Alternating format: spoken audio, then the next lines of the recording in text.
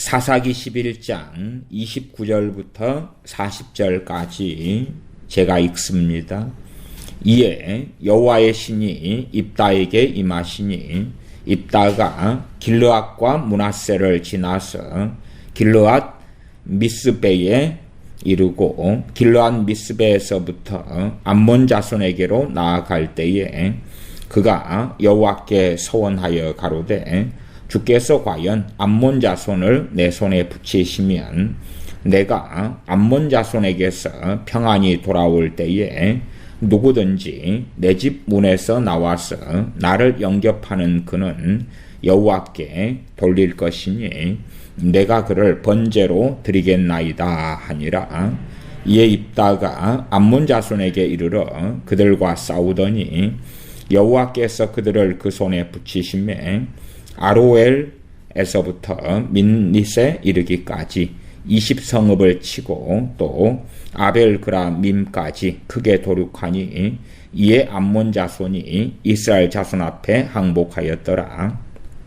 입다가 미스바에 돌아와 자기 집에 이를 때에 그 딸이 소고를 잡고 춤추며 나와서 영접하니 이는 그의 무남 동녀라. 입다가 이를 보고 자기 옷을 찢으며 가로되 슬프다 내 딸이여 너는 나로 참담케 하는 자요 너는 나를 괴롭게 하는 자 중에 하나이로다. 내가 여호와를 향하여 입을 열었으니 능히 돌이키지 못하리로다. 딸이 그에게 이르되 나의 아버지여 아버지께서 여호와를 향하여 입을 여셨으니 아버지 입에서 낸 말씀대로 내게 행하소서. 이는 여호와께서 아버지를 위하여 아버지의 대적 암몬 자손에게 원수를 갚으셨음이니이다. 아비에게 또 이르되 이 일만 내게 허락하사 나를 2달만 용납하소서. 내가 나의 동무들과 함께 산에 올라가서 나의 처녀로 죽음을 인하여 애곡하겠나이다. 이르되 가라 하고 2달 위한하고 보내니 그가 그 동무들과 함께 가서 산 위에서 처녀로 죽음을 인하여 애곡하고 2달 만에 그 아비에게로 돌아온지라. 아비가 그 서운한 대로 딸에게 행하니 딸이 남자를 알지 못하고 죽으니라. 이로부터 이스라엘 가운데 규례가 되어 이스라엘 여자들이 해마다 가서 길르앗 사람 입다의 딸을 위하여 나흘씩 애곡하더라. 아멘. 맹세와 서원 세 번째 시간입니다. 주제로서는 잘못된 맹세와 서원 또한 지키지 못한 맹세와 서원에 관한 말씀이 되겠습니다. 잘못된 맹세와 서원 또한 지키지 못한 맹세와 서원을 어떻게 처리하느냐 하는 것은 간단하고 쉬운 답은 없습니다. 말씀을 통하여 얼마간 함께 살펴봅니다. 사사기 11장은 사사 입다의 서원이 나와 있습니다. 그리고 그 서원에 따라서 자신의 딸을 번제로 하나님께 바치는 것이 나와 있습니다. 일반적으로 우리는 그 사람을 인신 제사 제물로 바치는 서원은 이방 신들이나 하나님께서 미워하시는 것으로 알고 있습니다. 그럼에도 실상은 이러한 입다가 사사 입다가 서원한 것에 대하여 우리는 어떻게 받아들여야 할 것인가 하는 부분에는 논란들이 많습니다. 최소한은 우리가 하나님께서 아브라함에게 이삭을 번제로 바치라 했던 말씀도 기억하면서 그에 대하여 하나님께서 명하실 때에 그때에 아브라함은 순종했다는 것을 우리는 기억합니다. 또한 사사 입다는 그냥 보통 사람이 아니고 하나님께서 세우신 사사였다는 것도 기억하셔야 되고 나아가 암몬 자손과 전쟁이 벌어졌을 때에 사사기 11장 29절에 보시면 이에 여호와의 신이 입다에게 임하시니 입다가 길르앗과 므낫세를 지나서 길르앗 미스베에 이르고 길르앗 미스베에서부터 암몬 자손에게로 나아갈 때에 여호와의 신이 성령님께서 입다에게 임하셨다. 이것은 사사기에 보실 때에 사사들의 대표적인 특징이었다는 것을 아실 것입니다. 또한 사사기 11장에는 입다의 출생, 그는 기생의 아들이었고요. 그리고 입다에 그가 하나님 말씀을 또한 나아가 이스라엘 역사에 대하여 얼마나 해박하게 또한 잘 알고 있었는가 하는 이야기들이 나와 있습니다. 사사기 일단은 11장 12절에 보면 거기서는 암몬 자손의 왕이 사자를 보내서 그래서 너희가 차지한 땅을 내놔라 합니다. 그때에 11장 12절부터 약간 살펴보겠습니다. 입다가 암몬 자손의 왕에게 사자를 보내어 이르되 너가 나와 무슨 상관이 있기에 내 땅을 치러 내게 왔느냐. 입다가 사자를 보내어서 말하는 것이지요. 암몬 자손의 왕이 입다의 사자에게 대답하되 이스라엘이 애굽에서 올라올 때에 아르논에서부터 야복과 요단까지 내 땅을 취한 영곤이 이제 그 땅을 화평히 다시 돌리라. 땅 내놔라 그 말이지요. 입다가 암몬 자손의 왕에게 다시 사자를 보내어 그에게 이르되 입다가 말하노라. 이스라엘이 모압 땅과 암몬 자손의 땅을 취하지 아니하였느니라. 그러면서 쭉 되어졌던 역사적인 일과 사실을 이야기합니다. 그리고 건너가서 21절로 가면 이스라엘 내에 하나님 여호와께서 시온과 그 모든 백성을 이스라엘의 손에 붙이심에 이스라엘이 쳐서 그 땅 거민 아모리 사람의 온 땅을 취하되 아르논에서부터 야복까지와 광야에서부터 요단까지 아모리 사람의 온 지경을 취하였었느니라. 이스라엘 하나님 여호와께서 이같이 아모리 사람을 자기 백성 이스라엘 앞에서 쫓아내셨거늘 너가 그 땅을 얻고자 하는 것이 가하냐. 내 신 그모스가 내게 주어 얻게 한 땅을 내가 얻지 않겠느냐. 우리 하나님 여호와께서 우리 앞에서 어떤 사람이든지 쫓아내시면 그 땅을 우리가 얻으리라. 26절 이스라엘이 헤스본과 그 향촌들과 아로엘과 그 향촌들과 아르논 연안에 있는 모든 성읍에 거한 지 300년이언을 그동안에 너희가 어찌하여 도로 찾지 아니하였느냐. 내가 내게 죄를 짓지 아니하였거늘 너가 나를 쳐서 내게 악을 행하고다 하는도다. 원컨대 심판하시는 여호와는 오늘날 이스라엘 자손과 암몬 자손의 사이에 판결하시옵소서. 이 사사 입다의 신앙과 믿음이 얼마나 탁월한지까지 우리가 사사기 11장에 전반적으로 살펴보시면 아실 수 있다. 그까지는 말씀드립니다. 또한 맹세와 서원이기 때문에 많은 사람, 특별히 많은 우리 크리스천들이 하나님 앞에서 삶을 살지 않습니다. 하나님 앞에서 말하고 행하지 않는 어리석은 일들이 많이 있다. 그러나 하나님께서는 사람과 사람 사이에 판결하시는 분이 되신다 하는 것입니다. 이 암몬 자손이 이스라엘을 치려할 때에 그때에 이 입다는 기생의 자식이어서 쫓겨났는데 그때에 길르앗의 장로들이 입다에게 찾아옵니다. 그러면서 우리의 장관이 되어달라, 전쟁을 해달라 요청하지요. 사사기 11장 10절 11절을 보겠습니다.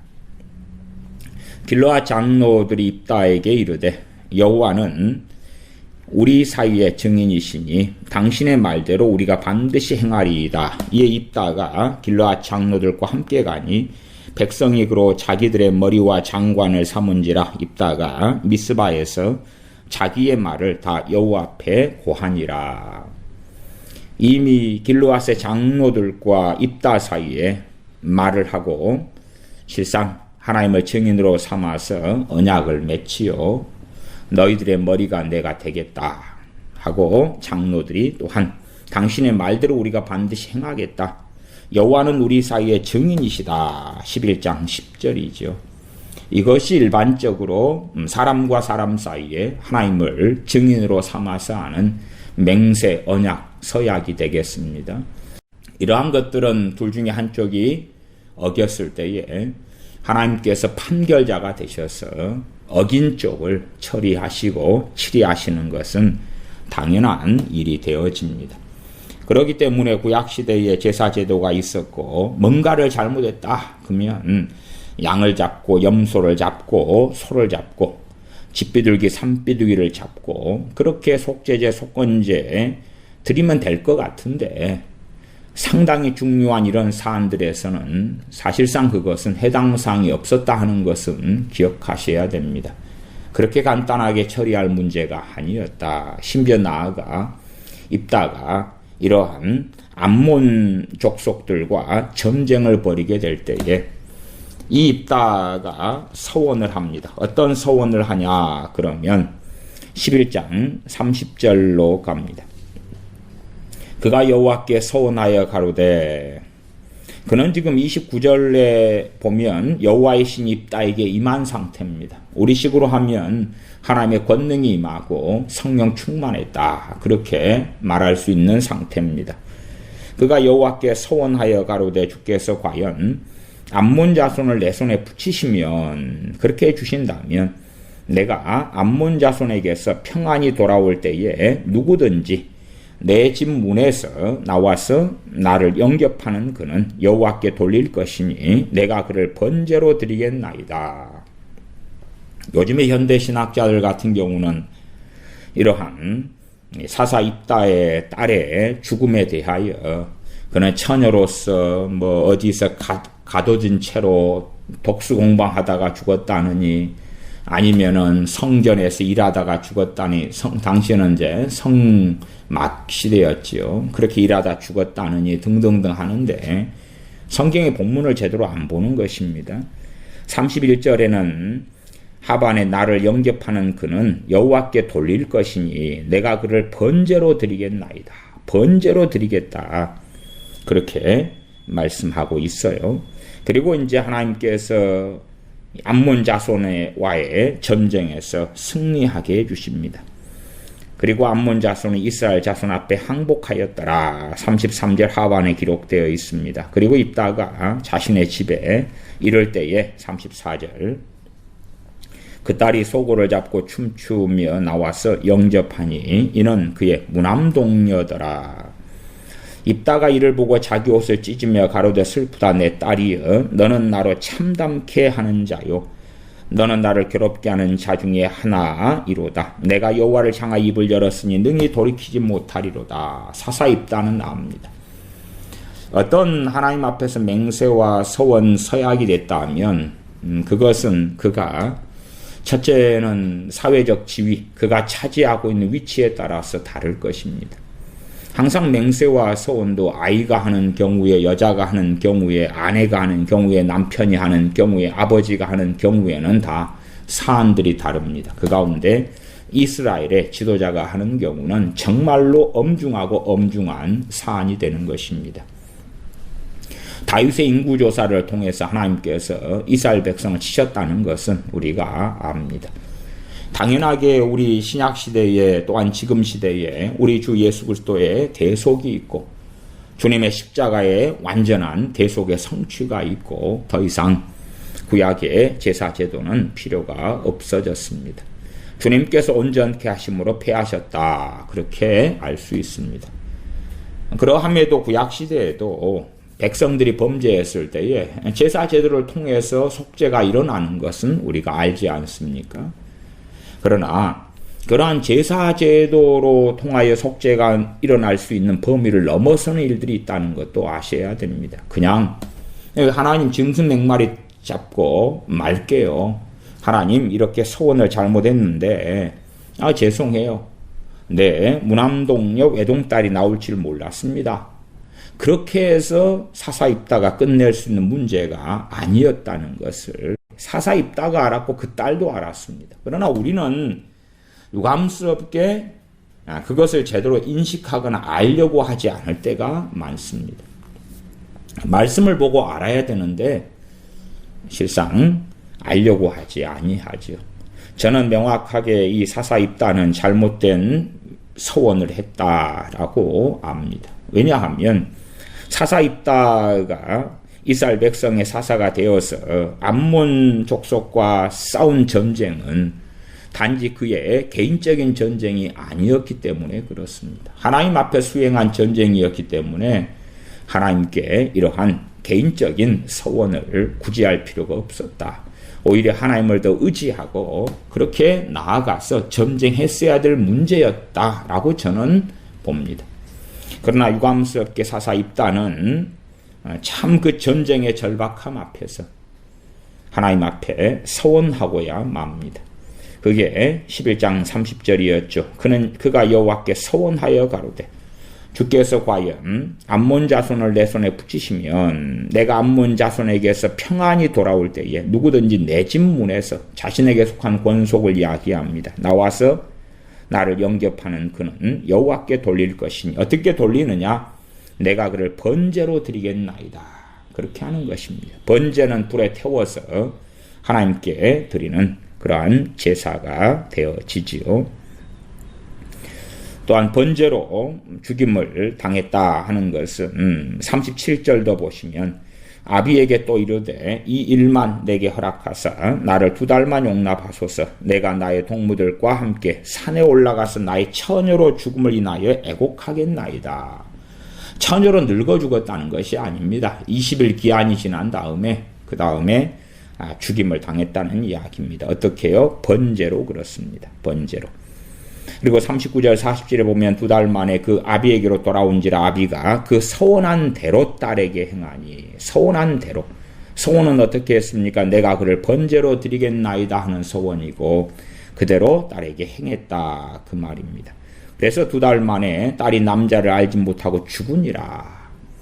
이로부터 이스라엘 가운데 규례가 되어서 그래서 이스라엘 여자들이 해마다 매년 길르앗 사람 입다의 딸을 위하여 나흘씩 애곡하더라 하는 말씀으로 사사기 11장이 끝납니다. 그러면 이 잘못된 서원에 있어서도 그럼에도 사사 입다나 혹은 입다의 딸은 정확하게 알고 있었습니다. 그래서 11장 36절에 보면 입다의 딸이 어떻게 고백하고 아느냐. 딸이 그에게 이르되 나의 아버지여 아버지께서 여호와를 향하여 입을 여셨으니 아버지 입에서 낸 말씀대로 내게 행하소서. 이는 여호와께서 아버지를 위하여 아버지의 대적 암몬 자손에게 원수를 갚으셨음이니이다. 사사 입다도 35절 하반에 그렇게 했다고 읽었습니다. 내가 여호와를 향하여 입을 열었으니 능히 돌이키지 못하리로다. 돌이키지 못한다. 또한 딸도 여호와를 향하여 입을 여셨으니 아버지 입에서 낸 말씀대로 내게 행하소서. 그리고 기꺼이 번제로 하나님께 바쳐지는 길을 선택하고 걸어갑니다.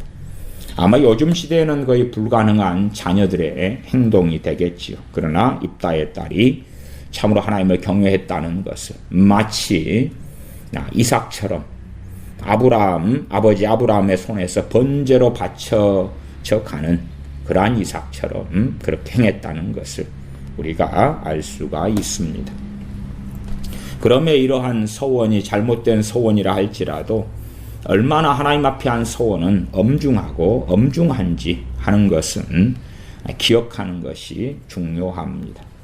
제가 이 맹세와 서원의 말씀을 드릴 때에 항상 하나님 앞에서 한 맹세와 서원은 또한 하나님을 증인으로 모시고 사람과 사람 사이에 한 서약이나 맹세는 너무나 중요하다, 엄중하다. 그래서 하나님께서 사람과 사람 사이에도 판결하셔서 그 맹세와 서원을 어겼을 때에 하나님께서 진노하시며 판결하시며 심판하신다 하는 것은 반드시 기억해야 될 중요한 사안이 됩니다. 또한 잘못된 맹세와 잘못된 언약에 대해서 여호수아 9장에 보시면 또 다른 사례가 있습니다. 맹세와 서원에 대한 것은 성경에 참 많이 나왔습니다. 그 사례들이 단순하게 그냥 이건 이렇다라고 그렇게 쉬운 답변은 낼 수는 없습니다. 그건 기억하셔야 됩니다.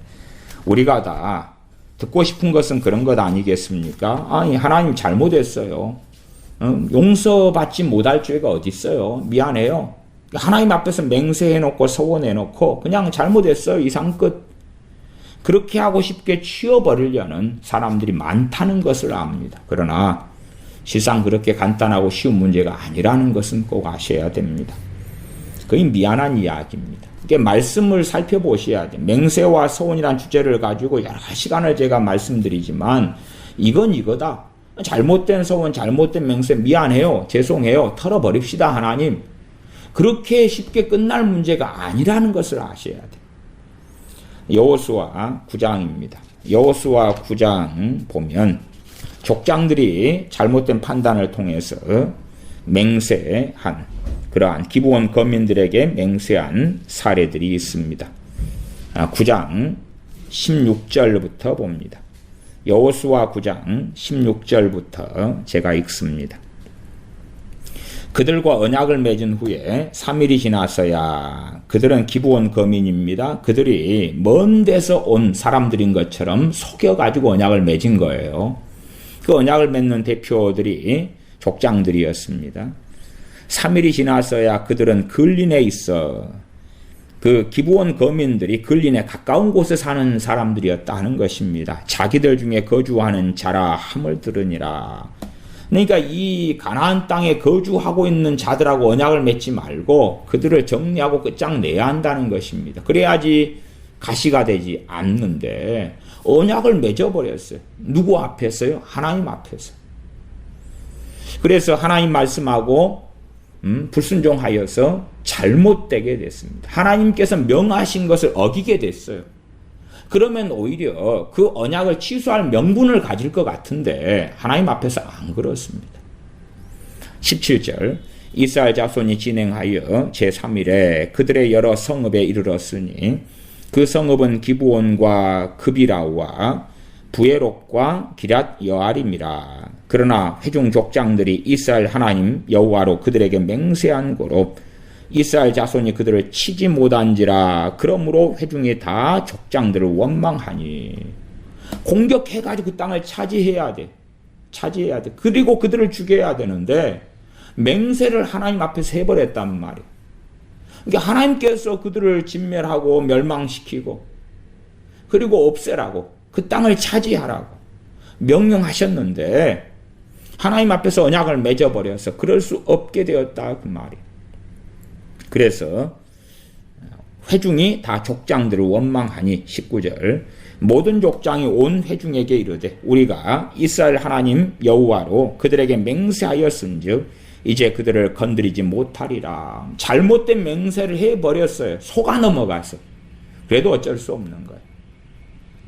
제사 지내면 되지. 안 된다니까. 그러면 안 되는 것이. 지켜야 되는 것이. 지켜야 돼. 그래서 제가 맹세와 소원이 그렇게 무겁고 엄중하다고 말씀드렸어요. 잘못했다고 빌면 되지. 당시 구약시대도 제사제도가 있었다니까요. 물론 또한 잘못된 소원과 맹세를 속죄하는 제사도 있었어요. 그러나 이건 그럼에도 그러한 사안을 넘어서는 거예요. 그냥 단지 개인적으로 잘못된 소원을 하고 맹세를 하고 그것을 처리하는 문제가 될 수 없었어요. 그래서 사사 입다의 경우도 그가 한 개인의 사안을 넘어선 이야기. 그는 사사였기 때문에 그래요. 그래서 더 엄중한 것이 본래 야고보서 말씀에도 선생된 자들은 더 큰 심판을 받을 것이다. 그게 엄중한 것이. 마찬가지로 이 족장들이 한 것은 엄중한 것이에요. 하나님을 멸시하고 하나님을 조롱하지 않는다면 하나님 앞에서 한 언약은 국가와 국가 간의 언약보다 계약보다 훨씬 더 엄중한 것입니다. 그렇기 때문에 제가 첫 번째 맹세와 서원 시간에서 주님께서 하신 마태복음 5장의 말씀으로 도무지 맹세하지 말지니 도무지 맹세하지 말라. 야고보서 말씀을 통하여 도무지 맹세하면 안 된다. 예하면 예하고 아니하면 아니오해라. 그러나 맹세할 수 있는 사안들 또한 하나님을 증인으로 할 수밖에 없는 사안들에 대하여 얼마간 맹세와 서원 두 번째 시간을 통하여 말씀을 드렸습니다. 그래서 맹세와 서원은 신약시대에도 간간히 되어졌던 것을 우리가 확인을 했습니다. 그래서 디모데전서 1장 10절 같은 경우도 하나님의 심판이 어떤 자들에게 임하느냐 할 때에 거짓 맹세하는 자에게 임한다. 맹세라는 것은 있어 왔어요. 있어 와요. 그래서 절대적으로 안 된다가 아니라 정말 잘못된 심정, 잘못된 마음, 또한 거짓된 맹세, 그건 절대 안 되는 것이. 그러나 정말 맹세할 수밖에 없는 상황에서는 다른 어떤 걸로 하지 말고 여호와 하나님의 이름으로 맹세하여 하나님께 영광을 돌리라 하는 것입니다. 돈으로, 땅으로, 하늘로, 성전으로, 성전의 금으로가 아니라 정말로 맹세할 수밖에 없는 상황에서 한 사람의 크리스천이고 하나님의 자녀고 백성이라면 여호와 하나님의 이름으로 맹세하라 그 말이에요. 그리고 지켜서 하나님을 증인으로 재판관으로 모셔서 그 맹세했던 대로, 언약했던 대로, 계약했던 대로 행하고 지키는 삶을 통하여 하나님을 영화롭게 하라 그 말입니다. 여호수아 9장 19절 다시 읽습니다. 모든 족장이 온 회중에게 이르되 우리가 이스라엘 하나님 여호와로 그들에게 맹세하였은즉 이제 그들을 건드리지 못하리라. 많은 사람들이 세상 사람한테 하나님 앞에서 맹세를 하고 안 지키는 거예요. 얼마나 하나님을 조롱하는 이야기가 됩니까? 이방인들에게 하나님의 이름이 모욕을 당하고 수치를 당하는 것입니다. 20절 우리가 그들에게 맹세한 맹약을 인하여 진노가 우리에게 임할까 하노니 이렇게 행하여 그들을 살리리라 하고, 그러니까 그들이 맹세한 이 언약을 야 너희들이 속였잖아. 그러니까 너희들 책임이야. 그럴 수도 있는 것입니다. 그러나 족장들은 알아요. 그런 핑계를 대고 그래서 이 기브온 거민들과 한 맹세를 지키지 않았을 때에 하나님으로부터 그들에게 진노가 임한다는 것입니다. 제사제도가 있잖아요. 성막이 있잖아요. 그걸로 되지 않는다는 것을 족장들은 알고 있는 것입니다. 족장들이 소위 고스톱해서 족장직을 딴 것이 아닐 거 아닙니까? 그러면 그들은 알아요. 그래서 건드릴 수 없다는 거예요. 그들을 살릴 수밖에 없다는 것입니다. 21절 무리에게 이르되 그들을 살리라 하니 족장들이 그들에게 이른 대로 그들이 온 회중을 위하여 나무 패미어 물 깃는 자가 되었더라. 그들을 노비로 삼았다고 말이에요. 거기에서 끝냈어요. 노비로 삼았어. 거기서 끝냈어요. 전혀 안 건드린 게 아니고 노비로 삼았는데 죽이지는 못했어요. 하나님께서는 죽이라 했는데 그들이 하나님 앞에서 속아 넘어가서 맹세를 하면서 그들이 자신들에게 하나님 주신 땅 안에 거하는 사람들인 줄은 몰랐단 말이에요. 그리고 속아서 잘못된 맹세를 했습니다만은, 그러나 하나님 앞에서 한 맹세이기 때문에 그들은 지켜야 했습니다. 9장 22절로 계속 읽어보면 여호수아가 그들을 불러다가 일러 가로되 너희가 우리 가운데 거주하거늘 어찌하여 우리는 너희에게서 심히 멀다 하여 우리를 속였느냐. 여호수아가 책망합니다. 그러므로 너희가 저주를 받나니 너희가 영영이 종이 되어서 다 내 하나님의 집을 위하여 나무 패며 물 깃는 자가 되리라. 이제 그들이 속은 것에 대해서는 그들이 노비가 되어서 그래서 하나님의 집을 위하여 나무 패며 물 깃는 자가 된다 하는 판결을 여호수아가 내립니다. 그래서 그들에게 합당한 처벌을 받아요. 속여가지고 거짓말한 처벌. 그러나 그러기 때문에 그들이 거짓된 그러한 속임수를 사용했기 때문에 그들을 죽일 수 있다. 하나님의 명령에 따라서 그들을 멸하라 하는 것은 행할 수 없었다 하는 것입니다. 이 족장들이 성급하고 잘못된 맹세를 기브온 거민들에게 했지만은, 그러나 하나님 앞에서 한 거기 때문에 그들은 자신의 잘못된 것에 대하여 기브온 거민은 합당한 대가를 치루었지만 마찬가지로 그 맹세에 대하여 지켰어야 했다 하는 것은 명확한 이야기가 되어집니다. 자, 이제 서원에 대한 거에 있어서 좀 자세히 나온 말씀 중에 하나가 레위기 27장입니다. 서원에 대한 규례가 있습니다. 그러나 이게 잘못된 어떤 서원을 해결하는 그런 이야기가 나오지는 않습니다. 서원에 대한 규례로서 레위기 27장의 말씀에 상당히 길게 나왔는데 그 가운데 얼마간의 사례만 조금 살펴보겠습니다. 혹시 레위기 27장 1절부터인데 입다가 딸을 하나님께 번제로 드리겠습니다 한 다음에 번제로 안 드리고 그냥 한 사람의 몫을 계산해 가지고 돈으로 바치면 되지 않느냐, 그런 오해나 곡해를 하실까 봐. 그리고 명백하게 구약 성경에는 이런 서원에 대해서 많이 말씀하고 있어요. 그러면 그래서 레위기 27장의 서원이 어떠한 내용을 이야기하는가 하는 것에 대해서 간략하게 살펴보겠습니다. 레위기 27장 1절부터 읽어갑니다. 여호와께서 모세에게 일러 가라사대 이스라엘 자손에게 고하여 이르라. 사람을 여호와께 드리기로 서원하였으면 너는 그 값을 정할지니 너의 정한 값은 20세로 60세까지는 남자이면 성소의 세겔대로 은 50세겔로 하고, 사람을 여호와께 드리기로 서원하였으면 무슨 상황이냐 그러면 정말 하나님의 은혜를 받고 하나님의 살아계심을 경험하고 체험하면서 이스라엘 각 백성들이 자신을 하나님께 바치고 싶다 그 말이, 드리고 싶다 그 말이. 집도 드리고 싶고 밭도 드리고 싶고 때로는 저 송아지가 탐진해 송아지도 바치고 싶고 드리고 싶다 그 말이. 그런 일이 벌어졌어요. 자신을 하나님께 바치는 것. 요즘식으로 하면 하나님, 내 자식을 주의 종으로 바치겠습니다. 그런 소원도 있잖아요. 그런 소원도 상당히 많은 것 같아요. 지금은 좀 덜하지만 과거에는 유행하다시피 마치 그냥 한나가 하나님 내게 자식을 주시면 그 자식을 하나님께 바치겠습니다. 그 머리에 삭도를 대지 않고 하나님께 나시른으로 바치겠습니다 하는 소원을 했고, 하나님께서 한나의 그 서원 기도를 받으신 다음에 한나에게 사무엘이라는 자식을 주셨지요. 그리고 그 사무엘은 하나님 성소에서 거하면서 하나님을 수종들었습니다.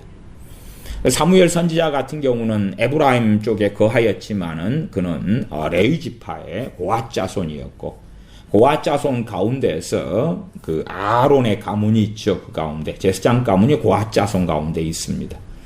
그 레위 지파 가운데 고앗 자손은 성소의 기물들을 함께 관리하고 하지요. 그러면 사무엘 선지자는 그 제사장이 되었고, 그리고 사사가 되었고, 마지막 사사라고 보통 일컬어지지요. 물론 그가 자신의 아들들을 사사로 임명하기도 했습니다. 그들은 불량자들이었죠. 마치 엘리의 두 아들처럼 그러했습니다. 사사가 사무엘 선지자가 되었고 제사장이 되었고 선지자가 되었습니다. 그는 본래 레위 지파의 고앗 자손이었기 때문에 그렇죠. 당시에 레위 자손들 같은 경우는 이스라엘 가운데서 성읍을 48개를 받습니다. 그리고 그 주변 밭까지 받고요. 그 중에서 이제 13개의 성읍과 밭은 제사장 집안의 가문 사람들이 가져갑니다. 그렇게 하는 가운데 이제 에브라임 쪽에 거하였던 그러한 레위 지파의 사람이었습니다. 그리고 사무엘 선지자 같은 경우는 이미 태어나기 전에 하나님께 한나가 바쳤지요. 이렇게 하나님께 바친 경우에 이제 자기 자신을 바쳐요. 하나님께 은혜 받고 감동을 받으면 하나님 나를 성전에서 문지기로 삼아 주십시오. 성전에 물깃는 자가 되겠습니다. 청소하겠습니다. 이렇게 자기를 바쳐요. 그런 경우들이 있어 왔어요. 그 경우에 이제 사람이 화장실 들어갈 때하고 나올 때하고 다르잖아요. 그리고 또 당시에는요, 한 레위 지파가 전체가 그런 일을 감당했고요. 그런 일을 감당하는 사람들이 이제 성소가 있는 곳에서 수종들었고, 그 다음에 나머지 사람들은 그 48개의 성읍에 흩어져 있었어요. 제사장 가문도 그렇고, 레위 지파도 그렇고. 48개 성읍과 밭에, 그리고 이제 거기에 있는 사람들은 이스라엘 백성들에게 하나님의 말씀을, 율법을 가리키는 가장 중요한 책임과 책무가 있었다. 그렇게 말씀을 드리겠습니다. 11조에 대한 이야기에서도 제가 얼마 언급하고 이야기했습니다. 물론 그 사명을 제대로 감당하지 않았을 때도 아주 많고, 그 사명을 자각하지 않았을 때도 많았다. 어쨌든 이스라엘의 성읍들 가운데서 흩어져서 레위 지파 사람들이, 또한 제사장 지파 사람들이 있었고, 성소에서 수종드는 그러한 일들을 레위 지파 사람들과 제사장들이 하였습니다. 그렇기 때문에 자신을 하나님께 바쳐가지고, 또한 자기 자신을 바쳐가지고 하나님 앞에서 성소에서, 또한 성경 문지기로, 그리고 물 깃는 자로, 나무 패는 자로 자신을 하나님께 바치도록 했어도 그 레위 사람들만으로 충분했죠. 많은 경우에. 그래서 바치기로 했는데 자리가 없는 거예요. 뭐 그렇게 해서 아니요, 거절되기도 하고, 아니면 바치기로 했는데 그때는 그냥 너무 뜨거워서, 하나님의 그 은혜가 너무 뜨겁고 차원에서 바치기로 했는데 조금 지나니까 후회가 되는 거예요. 이게 아닌데. 아니면 충동적으로 바치기로 했는데 근데 이제 부모가 이거 너 그거 아니잖아. 아니면 한 남자가 자기를 바치기로 했는데 그런데 곧 애가 태어나요. 현실적으로 안 돼. 뭐 이런 여러 상황이 있기 때문에 하나님께 자신을 바치기로 한 상황에 대하여 그걸 값을 지불해라. 값을 지불하는 것으로 대신한다. 그러한 서원에 대해서는 규례가 있어요. 그 규례에서 이제 값이 나와 있어요. 이걸 이해하셔야 돼요. 그러니까 입다가 자신의 딸을 번제로 바치겠다는 것하고는 다른 이야기예요. 전혀 다른 이야기. 여기서는 그런 내용이 아니라 하나님 나를 하나님의 성경 문지기로 하나님께 나를 드립니다. 내가 평생을 하나님 앞에서 이렇게 내가 성경 물 깃는 자로 살겠습니다. 이런 바치는 걸 이야기하는 거예요. 그럴 때에 그것을 값으로 환산해서 이렇게 해서 그 서원을 처리할 수 있다 하는 것입니다. 27장 3절에 보면 2절 하반에 다시 사람을 여호와께 드리기로 서원하였으면 그게 번제로 바치는 입다의 서원하고는 전혀 다른 것입니다. 그런 건 말이 안 되는 것이고, 여호와께 드리기로 서원하였으면 마치 한나가 사무엘을 바친 것처럼, 그러나 한나는 사무엘을 바치면서 값으로 계산해서 정리를 안 했어요. 지켰어요, 그대로. 얼마나 그것이 엄중한 일인지를 한나는 알았기 때문에 그래요. 그게 너무나 엄중한 일인 줄 알았어요. 그러나 하나님께서 이제 사람이 여러 사정들 때문에 율법 가운데서 하나님께서 모세에게 말씀하셔서 이 값으로 이것을 계산해서 그 서운한 것을 정리할 수 있다 말씀해 주셨어요. 이제 잘못된 서원이 아니라 올바른 서원이죠. 그것을 값으로 이렇게 처리해라. 그런 말씀이 있습니다. 너는 그 값을 정할지니 모세에게 값을 정해서 가르쳐 주라고 하나님 말씀하시면서 그 값을 하나님께서 알려주십니다. 첫째는 27장 3절. 너의 정한 값은 20세로 60세까지 남자, 가장 일을 많이 할 때지요.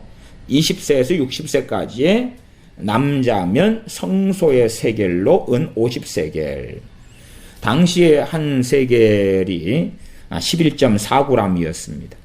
이건 은을 이야기하죠. 보편적으로 은 한 세겔, 은이 11.4g. 그리고 이제 성소 세겔이 있고 왕궁 세겔이 있고 그다음 일반적으로 통용하는 세겔이 있습니다. 이 세겔이 세 종류로 나눠지거든요. 성소 세겔은 약간 더 무게가 적기도 하고 뭐 그렇습니다. 어떨 때가 되면 더 추가를 시키기도 하고 그럽니다만은 이 복잡한 사항까지는 굳이 알 필요는 없습니다. 일반적으로 한 세겔, 은 한 세겔 그러면 노동자 4일 품삯입니다. 그래서 하루에 5만 원 임금을 받으면 4, 5, 20만 원이 되는 거지.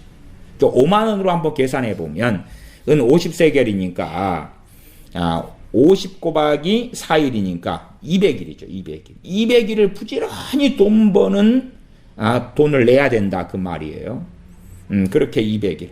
5만 원으로 하면은 200일 곱하기 5만 원, 그러면 5이 10. 그러면 1000만 원이 되나요? 5만 원씩 하면. 그렇지요. 그런 돈을 은 50세계 200일 노동자 품삯을 내놔야 된다 그 말이에요. 20세에서 50세까지 남자는. 여자는 좀 더 적습니다. 여자는 30세겔이에요. 그래서 20세에서 60세까지 여자는 하나님께 자신을 소원해서 바쳤으면, 그러면 은 30세계 120일 일하면 버는 돈으로 바쳐라. 그리고 5절 5세에서 20세까지 남자 그 값을 20세겔, 여자 5세에서 20세 여자는 10세겔. 6절 1개월에서 5세까지 남자는 은 5세겔, 여자는 은 3세겔. 이렇게 1개월에서 5세까지는 값이 꽤 적지요. 그건 5세겔이니까 5, 4, 20일 일하면 되는 거죠. 20세에서 60세 남자보다도 10분의 1밖에 안 되는 값이지요. 그리고 1개월에서 5세까지 여자는 은 3세겔. 12일 일하는 그런 품삯이면 됩니다. 또한 7절 60세 이상은 남자이면 그 값을 15세겔, 여자는 10세겔로 해라. 그러나 8절에 서원자가 가난하여 너의 정가를 감당치 못하겠으면 그를 제사장이 앞으로 데리고 갈 것이요 제사장은 그 값을 정하되 그 서원자의 형세대로 값을 정할지니라. 가난하기 때문에 예를 들어 한 20세라고 합시다. 남자 20세 20살인데 그러면 성소의 세겔로 은 50세겔을 내야 되는 거예요. 200일 일한 돈을 내야 되는데 가난하니까 하루 벌어서 하루 먹고 사는 거예요. 심지어 빚이 있을 수도 있잖아요. 그런 경우는 제사장이 이제 그 사람을 확인하고 그 형편에 따라서 야 당신의 형편이 이거밖에 안 돼 그러면 그 액수를 정해준다고 말 그걸로 해결이 되는 거예요. 그 다음에는 예물 가운데서 이제 뭐 생축 27장 9절부터 보면 사람이 예물로 여호와께 드리는 것 생축이면 소물로 여호와께 드릴 때는 다 거룩하니 그걸 변개하여 우열감 바꾸지 못할 것이 혹 생축을 바꾸면 둘 다 거룩한 것이며 하나님께 예물로 생축으로 짐승으로 바칠 때 되면 이 첫째 이 짐승의 사례는 정한 짐승입니다. 정한 짐승 양이나 소나 염소나 정한 짐승의 사례예요. 그때는 절대 못 바꾼다. 혹시 바꿔버리면 둘 다 내놔야 돼. 이건 절대 못 바꿔. 변개 못해. 그 다음에 부정한 짐승 같은 경우는 11절 우리가 개나 고양이를 키운다. 그럴 때에 부정한 짐승이지요. 그런 것이면 여호와께 예물로 드리지 못할 생축이면 그 생축을 제사장 앞으로 끌어갈 것이요 제사장은 그 우열간의 정가를 정해라. 좋은 건지 나쁜 건지 종자가 뭐 품종이었던 건지 그리고 제사장이 정한 대로 값을 내라. 그가 그것을 물으려면 정가에 그 5분의 1을 더할지니라. 집을 구별하여 내는 경우 밭을 구별하여 내는 경우 이런 사례들이 이어져 갑니다. 그러니까 이렇게 하나님께 서원한 경우에 집을 서원했고 밭을 서원했고 그럼 그것을 팔아가지고 이제 하나님께 드려야 되죠. 근데 내가 그걸 돌려받고 싶다 그럴 때는 그 정가의 5분의 1 가격을 추가로 더 내가지고 돌려받을 수 있다. 이런 말씀들이 있어요. 그러니까 야 서원을 했는데 어이구 서원했는데 내가 하나님 잘못했다고 그냥 양 한 마리 잡아가지고 회개기도 해버리면서 제사 지내버려야지. 집을 하나님께 서원했는데 집 가격이 1억이야 1억. 근데 양 한 마리 잡아버리면 돈 100만 원이면 되겠네? 왜 하나님 잘못했을까? 안 통한다는 거예요. 그런 게 안 통해. 그러니까 야 주님의 십자가가 세워졌는데 주님의 대속이 있는데 그러니까 그냥 잘못했어요 하면 되지. 구약은 주님 오신 예표로 그림자로 짐승의 제사가 있었단 말이에요. 짐승의 제사로 이걸 처리할 수 있는 문제가 아니라고 말이에요. 이게. 그리고 이제 그렇게 서원한 것에 대하여 값을 정해야 하는 거예요. 그 정해진 값에 따라서 해야 되고 가난한 사람이면 그 형편을 제사장이 따져가지고 값을 정했던 것이고 그러하다. 이렇게 서원에 대하여 어떻게 처리해야 될지 하는 것이 나와 있다. 하는 것은 살펴보셔야 됩니다. 민수기 30장입니다. 민수기 30장에도 서원한 것에 대하여 어떻게 해야 될 것이냐가 있습니다. 그때는 권위 문제가 상당히 중요한 주제로 나타납니다. 민수기 30장입니다. 1절부터 좀 길게 나와 있습니다. 민수기 30장 1절부터입니다. 여자가 소원하는 것에 대하여 나와 있습니다. 30장 1절부터 제가 읽습니다. 모세가 이스라엘 자손 지파의 두령들에게 일러 가로되 여호와의 명령이 이러하니라. 사람이 여호와께 소원하였거나 마음을 제어하기로 서약하였으면 파약하지 말고 그 입에서 나온 대로 다 행할 것이니라. 파약하지 말아라. 이걸 깨지 말아라.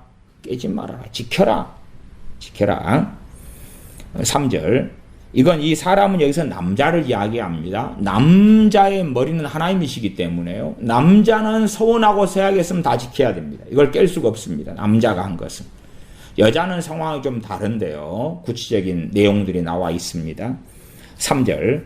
또 여자가 만일 어려서 그 아비 집에 있을 때에, 그러니까 아버지의 권위 아래 여자가 있을 때예요. 아버지의 권위 아래 있을 때에 여호와께 서운한 일이나 스스로 제어하려 한 일이 있다 하자. 그 아비가 제어하는 보통의 사례든 나시린 서원이 있습니다. 나시린은 남자도 가능하고 여자도 가능합니다. 그런 일들 등등. 4절. 그 아비가 그의 서원이나 그 마음에 제어하려 하려는 서약을 듣고도 그에게 아무 말이 없으면, 아버지가 들었어요. 들어놓고도 아무 말 안 해 그냥. 그러면 그 모든 서원을 여자가 한 대로, 아버지 밑에서 권위 밑에 살아가는 딸이지요. 딸이 한 대로 지켜야 된다. 그 마음을 제어하려는 서약을 지킬 것이니라. 5절. 그러나 그 아비가 그것을 듣는 날에 허락지 아니하면, 그러지 마. 그러면 무효가 된다는 거예요. 여자가 이 서원이나 서약을 안 지켜도 아무 문제가 없다. 왜? 권위니까. 아버지의 권위 때문에 그렇습니다. 물론 그 딸이 남편과 살 때는 남편의 권위고요. 아버지와 함께 살 때, 아버지 권위 아래 있을 때, 그가 분가하지 않았을 때 정도겠지요. 그때는 아버지의 권위가 그렇게 있다. 그래서 5절. 그러나 그 아비가 그것을 듣는 날에 허락지 아니하면 그 서원과 마음을 제어하려던 서약이 이루지 못할 것이니 그 아비가 허락지 아니하였은즉 여호와께서 사하시리라. 죄는 죄인데, 왜? 서원해놓고 안 지켰으니까 죄는 죄인데 여호와께서 사하신다는 거예요. 용서하신다는 거예요. 그러니까 죄가 안 된다는 게 아니라 아버지 밑에서 딸이 그 권위 아래 살다가 하나님께 서약을 서원을 했는데, 그런데 안 지켰으면 죄인데 아버지가 지키지 말라, 안 된다 했기 때문에 그건 용서해 주신다 그 말이에요. 30장 6절. 또 혹시 남편을 맞을 때에 서원이나 마음을 제어하려는 서약을 경솔히 그 입에서 발하였다 하자. 남편의 권위 아래 있을 때에 경솔히 감동되어서 말하는 거예요. 7절. 그 남편이 그것을 듣고 그 듣는 날에 그에게 아무 말이 없으면 그 서원을 행할 것이요. 남편이 권위자잖아요. 아무 말 안 하면 해야 돼.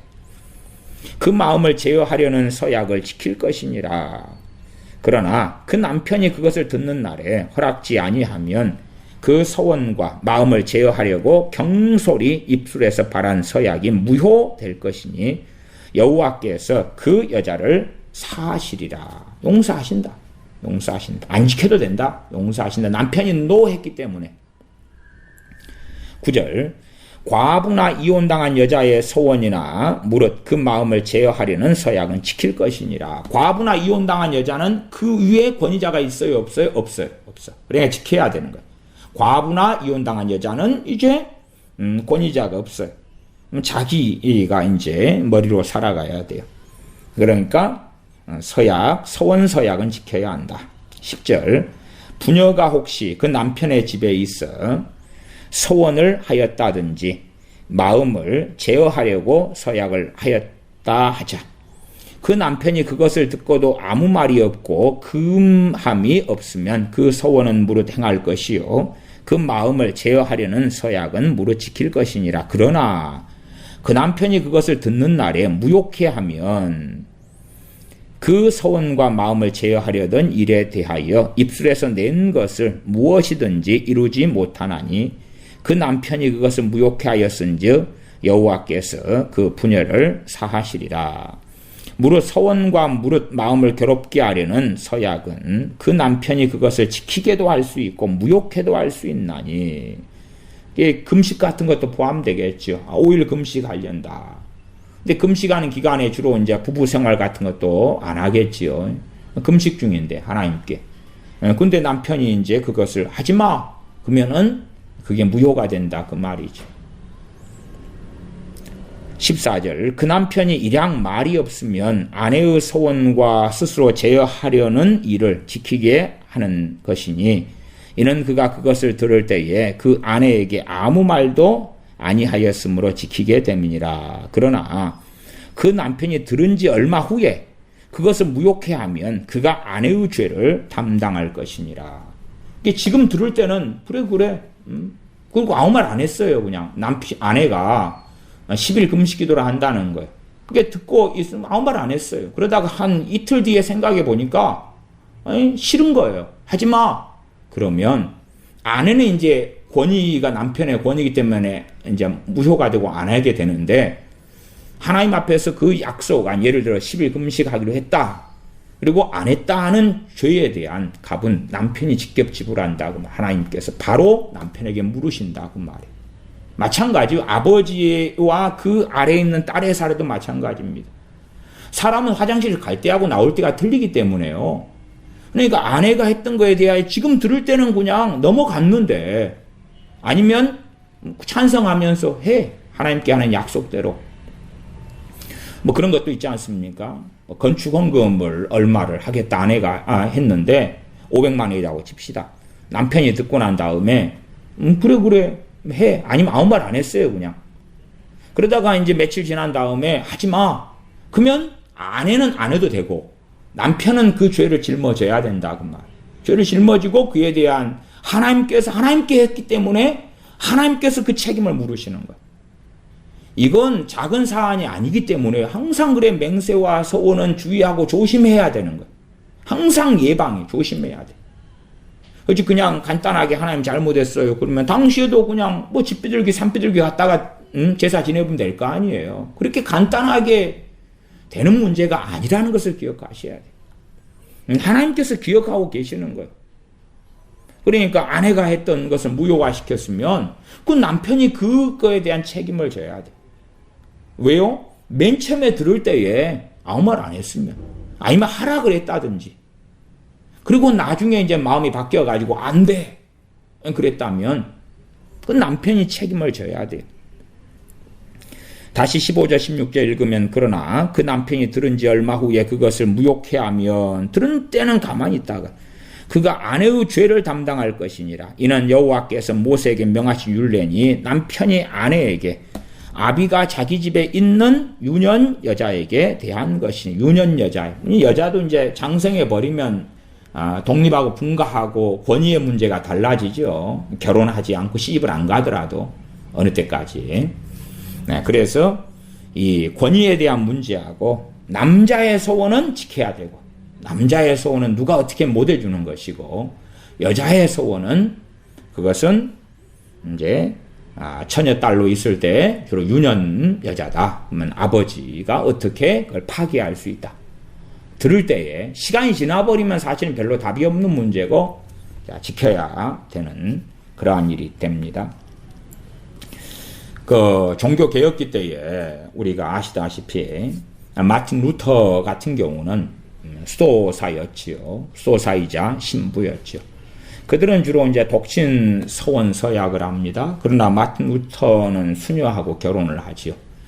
또한 당시 종교개혁기 때에 많은 수녀들이 하나님 말씀으로 돌아왔어요. 돌아오면서 로마 카톨릭이 잘못된 걸 알고, 그리고 그 독신 서약을 다 깨트렸어요. 그러나 당시의 종교개혁기 때는 여자가 수녀원에 수녀로 살고 있다가 그러다가 이제 거기에서 탈출을 해요. 그 가둬져 있던, 잡히면은 큰일 나거든요. 로마 카톨릭이 가만히 있지 않았거든요. 그러니까 탈출을 해요. 도망해요. 숨어서 몰래 도망해요.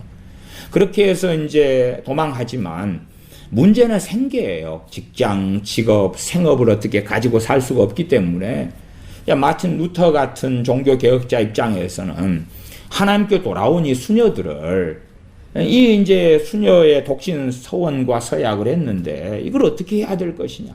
그 다음에 살게 해주려면, 생존하게 해주려면 결혼을 시켜야 되는 거예요. 당시에는 그것 말고는 답이 없었어요. 남자하고 결혼시켜가지고, 당시에 남자의 시대니까, 지금은 그나마 이제 여자들도 많은 직장과 직업을 가질 수 있잖아요. 그러나 당시에는 안 그랬기 때문에, 남자하고 결혼하는 것만이 사는 방법이었어요. 그래서, 수녀였다가 이제 말씀으로 따라온 그러한 여자들을 결혼을 이리저리 주선해가지고 열심히 시켰어요. 그리고 이제 뭐 그렇게 이야기 되어져요. 마지막으로 수녀 하나가 남았어요. 어떤 남자도 데려가려고 안 하는 수녀가 하나 남았어요. 마틴 루터가 아무도 안 데려가려는 그 수녀를 자기가 이제 결국은 결혼해서 함께 부부로 살았다. 그런 이야기입니다. 그렇게 마틴 루터도 수도사이자 신부였고, 그리고 수녀도 독신 서약을 어쨌든 로마 가톨릭 속에서지만 그래도 하나님 앞에 한 거단 말이에요. 그 서원은 깨트렸어요. 그리고 저는 그럼에도 불구하고 하나님께서 그들을 살펴주셨다. 그들을 긍휼히 여겨주셨다. 또한 마틴 루터 같은 사람을 하나님이 사용하시고 복을 주신 바가 있다까지는 말씀을 드립니다. 그렇게 독신 서원 서약을 수녀들이나 신부들이 했다가 하나님께 돌아오면서 그러면서 이제 그것을 깨트리는 그러한 일은 있었다. 그렇게 말씀드립니다. 그러나 결코 그러한 것이 가벼운 일은 아니다. 가볍게 절대 생각해서는 안 된다. 사람과 사람 사이에도 내가 거짓 맹세는 얼마나 두렵고 무서운 줄은 알아야 된다. 내가 하나님을 증인으로 세워가지고 거짓말을 하는 거예요. 거짓말을 하는 거예요. 어떤 A라는 분이 어떤 사람에 대해 오해와 곡해를 했어요. 그리고 자기 확신이 너무 강했어요. 그래가지고 하나님을 증인으로 세워서 말을 했어요. 내 말이 틀리면 내가 벌을 받고 내 말이 맞으면 네가 벌을 받을 거야. 그리고 그 사람 말이 틀렸거든. 오해와 곡해 속에서 거짓을 믿고 확신했던 거예요. 그리고 이간질했던 거예요. 그리고 그렇게 말하고 곧 그는 하나님의 진노 속에서 그는 큰 일을 당했습니다. 그렇게 하나님을 증인으로 삼을 때에, 그럴 때에 우리가 오해와 곡해 속에서 하나님을 내 분노 속에 증인으로 삼는다면 끔찍한 일은 준비되었다는 건 알아야 돼요. 단지 그런 것을 하나님 오전에 하나님을 증인으로 삼아가지고 내가 성질나가지고 말을 잘못했는데, 그런데 오후 돼서 생각해보니까 잘못한 것 같아요. 용서해 주세요. 그렇게는 안 끝나는 것입니다. 그렇게는 안 끝나. 제가 그래서 주일날 사망에 이르는 죄에 대한 말씀 등이나 또한 여러 가지 죄에 대해서 결코 죄를 가볍게 여겨서는 결코 안 된다. 가볍게 여기는 것 자체가 이미 주님의 보혈을, 주님의 대속을 조롱하고 멸시하는 것이다. 얼마나 그게 무서운지 히브리서 10장과 히브리서 6장 등의 말씀을 통해서, 또한 요한일서 5장 등의 말씀을 통해서 함께 주일날 설교로서 살펴본 바가 있다. 그 말입니다.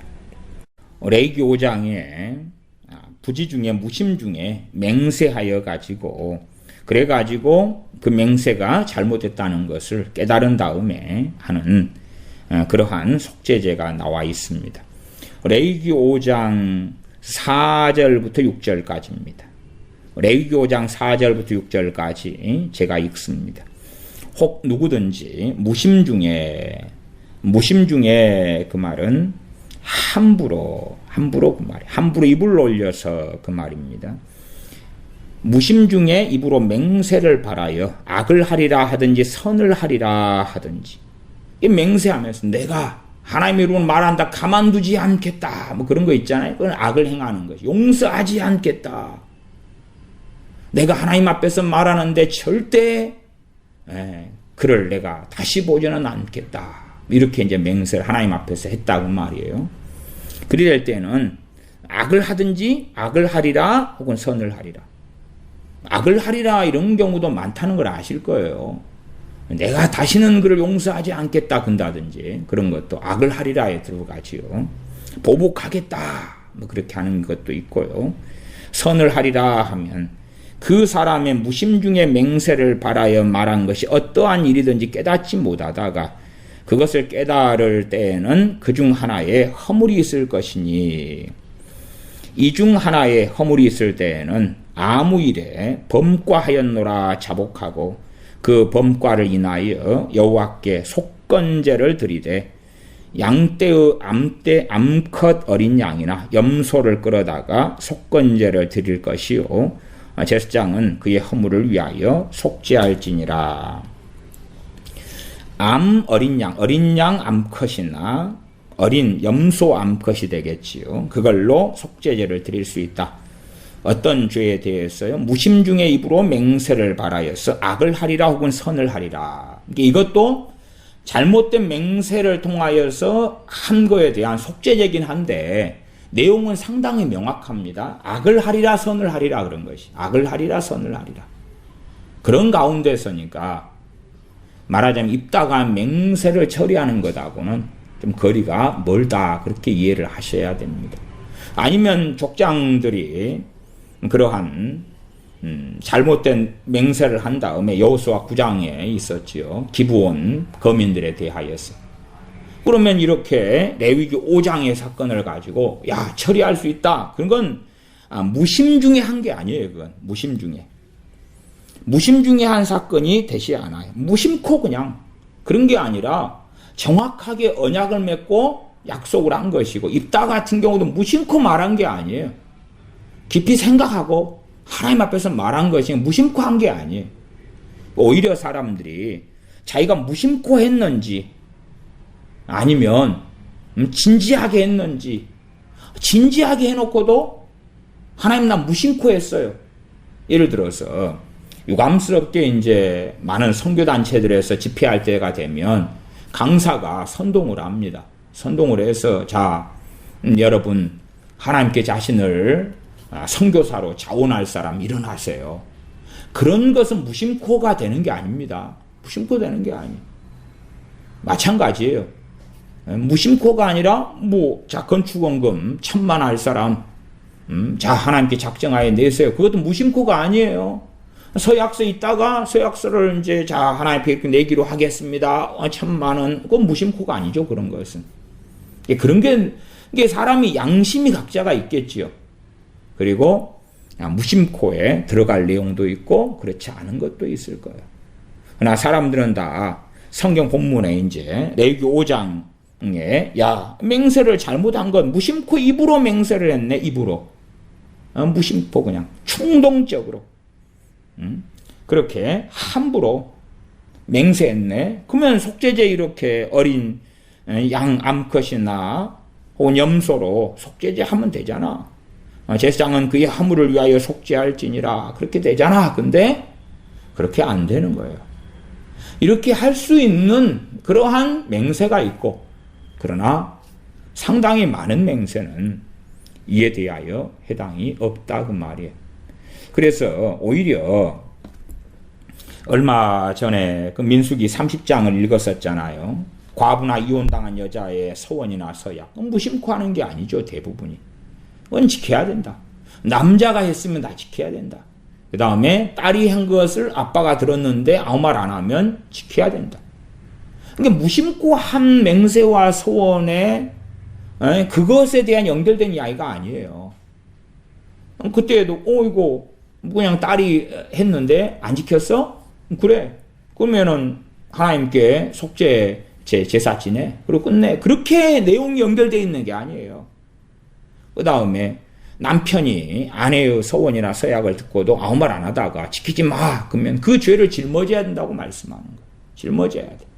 너희가 무엇으로 심든지 그대로 거두리라. 단지 이 순종과 불순종으로 인한 하나님의 말씀이 나와 있을 때에 불순종했어. 제3의 번호 퉁쳐버리자. 마치 이스라엘 백성이 하나님께 전체로 잘못해놓고 1년에 대제사장을 통한 대속죄일에 제사 한 번 드리고 다 그냥 우리 죄 없애버리자. 그거 안 된다는 거예요. 그게. 다 개개인이 죄 지어놓고 불순종해놓고 우상숭배해놓고 제사 지내면서 하나님 그냥 한번 1년 모든 죄를 용서해달라고 속죄제 한번 드립니다. 1년 모든 죄, 10년 모든 죄 용서해달라고 화목제 한번 드립니다. 하나님께서 그래서 그러한 짐승의 피나 제사에 대해 가증하다고, 듣기 싫고 보기 싫다고, 너희들의 기도를 듣기 싫다고 그렇게 말씀하시는 것들을 우리가 보고야 합니다. 하나만 더 잘못된 맹세, 충동적인 맹세에 대한 말씀을 사무엘상 14장을 통해서 보겠습니다. 사무엘상 14장입니다. 사무엘상 14장입니다. 블레셋과의 전쟁 중에 벌어진 것인데 24절로 가겠습니다. 24절. 사무엘상 14장 24절부터 읽어보겠습니다. 이날에 이스라엘 백성이 피곤하였으니 이는 사울이 백성에게 맹세시켜 경계하여 이르기를 저녁고 내가 내 원수에게 보수하는 때까지 아무 식물이든지 먹는 사람은 저주를 받을지어다 하였습니다. 그러므로 백성이 식물을 맛보지 못하고 전쟁 중인데, 그런데 원수를 갚을 때까지, 어디에게? 블레셋에게. 그러니까 그때까지는 아무 식물이든지 먹는 사람은 저주를 받을지어다. 그렇게 사울 왕이 이스라엘 백성에게 맹세를 시켜버린 거예요. 그래서 백성들이 음식을 못 먹었어요. 25절, 그들이 다 수풀에 들어간 즉 땅에 꿀이 있더라. 백성이 수풀로 들어갈 때에 꿀이 흐르는 것을 보고도 그들이 맹세를 두려워하여 손을 그 입에 대는 자가 없으나, 맹세를 뭐예요? 두려워하잖아요. 두려워해. 가볍게 여기지 않아요. 27절, 요나단은 그 아비가 맹세로 백성에게 명할 때에 듣지 못하였으므로 손에 가진 지팡이 끝을 내밀어 꿀을 찢고 그 손을 돌이켜 입에 대매 눈이 밝아졌더라. 그 아들 요나단은 아버지 사울왕이 백성들에게 한 맹세에 대하여 듣지 못했다 그 말이. 28절, 때에 백성 중 하나가 고하여 가로되 당신의 부친이 맹세로 백성에게 엄히 명하여 말씀하시기를 오늘날 식물을 먹는 사람은 저주를 받을지어다 하셨나이다. 그러므로 백성이 피곤하였나이다. 요나단이 가로되 내 부친이 이 땅으로 곤란케 하셨도다. 보라, 내가 이 꿀 조금을 맛보고도 내 눈이 이렇게 밝았거든. 하물며 백성이 오늘 그 대적에게서 탈취하여 얻은 것을 임의로 먹었다면 블레셋 사람을 살육함이 더욱 많지 아니하였겠느냐. 그날에 백성이 믹마스에서부터 알론에 이르기까지 블레셋 사람을 쳤으므로 그들이 심히 피곤한지라. 백성이 이에 탈취한 물건에 달려가서 양과 소와 송아지들을 취하고 그것을 땅에서 잡아 피 있는 채 먹었더니, 너무 배고프니까 이제 눈에 뵈는 게 없죠. 피채 먹지 말라고 율법에 말씀했지요. 무리가 사울에게 고하여 가로되 보소서, 백성이 고기를 피채 먹어 여호와께 범죄하였나이다. 사울이 가로되 너희가 무신하게 행하였도다. 무신하게는 믿음 없게. 이제 큰 돌을 내게로 굴려오라 하고, 또 가로되 너희는 백성 중에 흩어져 다니며 이르기를 사람은 각기 소와 각기 양을 이리로 끌어다가 잡아먹되 피 있는 채 먹어서 여호와께 범죄하지 말라 하매 그 밤에 모든 백성이 각각 자기의 소를 끌어다가 거기서 잡으니라. 사울이 자기를 위하여 단을 쌓았으니 이는 그가 여호와를 위하여 처음 쌓은 단이었더라. 그리고 사울 왕이 이제 하나님께 묻습니다. 전쟁을 어떻게 계속 속행을, 블레셋과 전쟁을 해야 되는데 37절로 갑니다. 사울이 하나님께 묻자오되 내가 블레셋 사람을 쫓아 내려가리까 주께서 그들을 이스라엘 손에 붙이시겠나이까 하되 그날에 대답지 아니하시는지라. 하나님 응답이 없었다 그 말. 전쟁을 하는데 하나님 붙이시겠습니까? 내려갈까요? 38절, 사울이 가로되 너희 백성의 어른들아 다 이리로 오라. 오늘 이 죄가 누구에 있나 알아보자. 누가 죄지었다. 그러니 하나님께서 말씀하시지 않잖아. 39절, 이스라엘을 구원하신 여호와의 사심으로 맹세하노니, 또 맹세하죠. 내 아들 요나단에게 있다 할지라도 반드시 죽으리라. 요나단이 있었죠. 요나단은 모르고 맹세를 어겼어요. 그 다음에 요나단이 이제 어쨌든 선동하게 되고 백성들은 피채 먹고 막 그랬던 것입니다. 죽으리 내 아들 요나단에게 있다 할지라도 반드시 죽으리라 하되 모든 백성 중 한 사람 대답지 아니하며 백성들은 아니까요. 왕자 요나단이 아버지 사울왕이 했던 맹세를 어겼다는 것을 이에 그가 온 이스라엘에게 이르되 너희는 저편에 있으라 나와 내 아들 요나단은 이 편에 있으리라.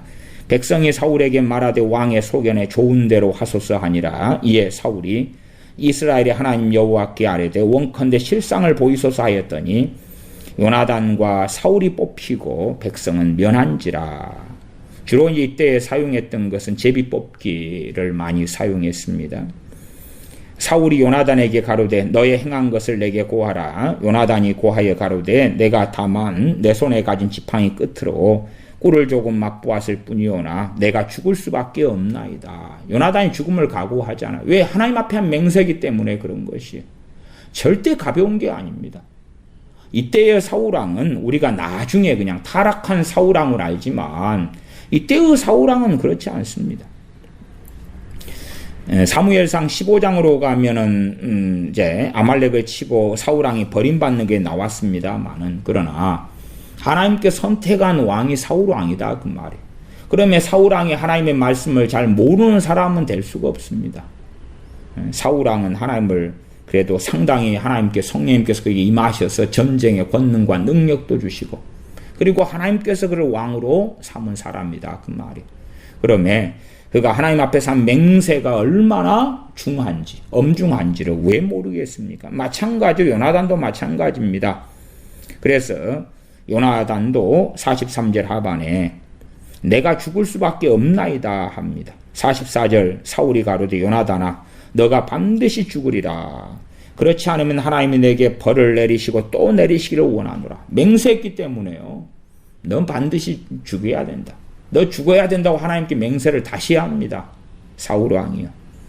45절 백성이 사울에게 말하되 이스라엘의 이 큰 구원을 이룬 요나단이 죽겠나이까 결단코 그렇지 아니하리이다. 여호와의 사심으로 맹세하옵나니 그의 머리털 하나도 땅에 떨어지지 아니할 것은 그가 오늘 하나님과 동사하였음이니이다 하여 요나단을 구원하여 죽지 않게 하니라. 동사했다 그 말 하나님과 함께 일했다 그 말이에요. 46절 사울이 블레셋 사람 따르기를 그치고 올라가매 블레셋 사람이 자기 곳으로 돌아가니라. 이 백성들도 하나님께 맹세를 해보래요. 못 죽인다고. 이 양자가 다 하나님께 맹세를 하면서 요나단 죽여야 된다고 요나단의 아버지 사울왕은 이야기하고 백성들은 여호와의 사심으로 맹세하노니 그의 머리털 하나도 땅에 떨어지면 안 된다. 그렇게 해서 막아요. 백성들은. 그러니까 백성들도 하나님으로 맹세하고 왜? 사울왕이 하나님으로 맹세했기 때문에 요나단 살리려면 같이 맹세로 맞받을 수밖에 없는 상황이 돼버린 거예요. 그러니까 이제 양자가 다 소위 말하면은 무엇이라도 뚫을 수 있는 창과 무엇이라도 막을 수 있는 방패처럼 그건 모순이라 그래요. 모순. 그런 것처럼 돼버린 거예요. 그래서 사울 왕은 블레셋 사람 따르기를 그쳤다. 더 이상 전쟁 수행 안 된다 이거. 왜? 맹세를 어겼기 때문에 전쟁을 더 수행해서 블레셋을 하나님께서 이기게 하시는데 승리를 안겨주지 않는다는 것을 사울왕은 알았죠. 왜? 죄 때문에 그렇죠. 맹세를 어긴 죄 때문에 그런 것이. 이건 명확하게 사울왕이 자 음식 먹지 말아라. 하나님께서 저 블레셋에게 보복하게 하실 때까지는 맹세를 시켜버린 것이고 그걸 이제 요나단은 알지 못하고서 어겼는데 야 우리가 제사 한번 지내버리자. 그렇게 해서 정리할 수 없는 이야기다 그 말이에요. 레위기 5장에 야 무심 중에 그렇게 한 맹세로 속죄제 드려버려라. 그렇게 되는 문제가 아니다 그 말이에요. 그렇게 아니에요. 그래서 사울왕은 블레셋 사람 따르기를 그치고 올라가며 블레셋 사람이 자기 곳으로 돌아가니라. 전쟁 끝이죠. 야 이까지밖에 안 되는 것 같다. 그러니까 사울왕도 잘못 맹세를 했어요. 그리고 그 잘못 맹세 때문이지만 요나단은 나는 죽을 수밖에 없습니다고 해요. 문제는 백성들도 맹세로 맞받아 붙다는 이야기예요. 백성들이 맹세로 맞받지 않았으면 그래서 사울왕은 요나단을 죽이면 되고 요나단은 자기가 말한 대로 그대로 죽임 당하면 돼요. 그리고 계속 블레셋과 전쟁을 치르면 되는데 백성들이 요나단 살리려고 그 충성스러운 요나단을 살리려고 같이 맹세를 해버린 거예요. 이게 이도저도 아닌 그냥 난장판이 돼버린 상황이에요. 그러면 참으로 이 맹세라는 것이 얼마나 하나님 말씀에서 좀 중대한가? 하나님을 증인으로 세우는 것은 두렵고 떨리는 일인가? 하는 것을 아셔야 됩니다.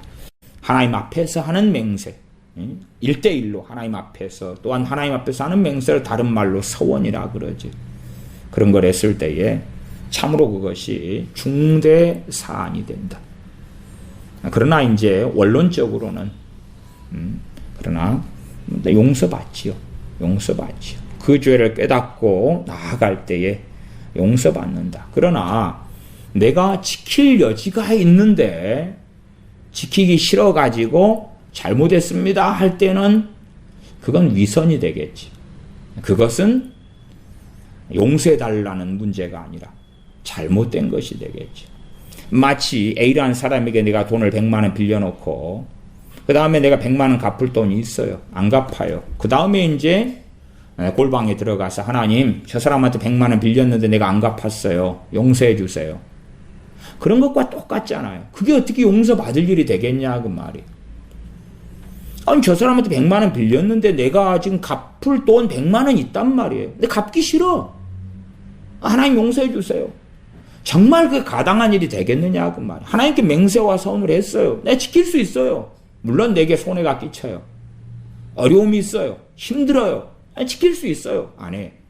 하나님 잘못했습니다 해버리면 그건 하나님께 용서받는 문제가 아니라 하나님을 조롱하는 문제가 된다 그 말이에요. 그러나 다 지나버린 건 어떻게 하겠어요? 다 지나버린 거. 심지어는 이제 주의 종으로 맹세와 서원을 했다 그러면은 그것은 상당히 골치 아픈 문제가 됩니다.